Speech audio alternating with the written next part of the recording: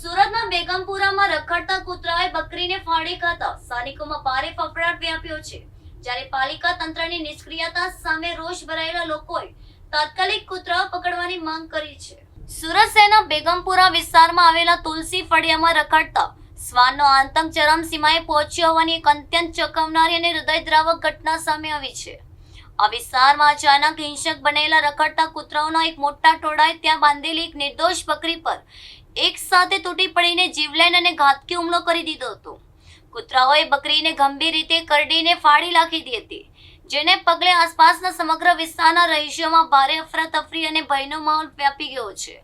કૂતરાઓના હિંસક સ્વરૂપને જોઈને હવે નાના બાળકો અને વૃદ્ધો ઘરમાંથી બહાર નીકળતા પણ વ્યાપક ડર અનુભવી રહ્યા છે. આ દુર્ઘટનાને કારણે સ્થાનિક લોકોમાં સુરત મહાનગરપાલિકાના કૂતરા પકડવાના ઢીલા તંત્ર સામે ભારે રોષ જોવા મળી રહ્યો છે. રહીશોએ આક્રોશ સાથે માંગ કરી છે કે પાલિકા તંત્ર તાત્કાલિક ધોરણે આ હિંસક કૂતરાઓને અહીંથી પકડીને પાંજરે પૂરે, જેથી ભવિષ્યમાં કોઈ માસૂમ બાળક કે માનવી પર આવો જીવનલેણ હુમલો થતો અટકાવી શકાય. વારંવાર રજૂઆત કરવા છતાંય તંત્ર દ્વારા કોઈ નક્કર પગલાં ન ભરાતા લોકોમાં વહીવટી તંત્રની નિષ્ક્રિયતા સામે તીવ્ર નારાજગી ફેલાઈ છે.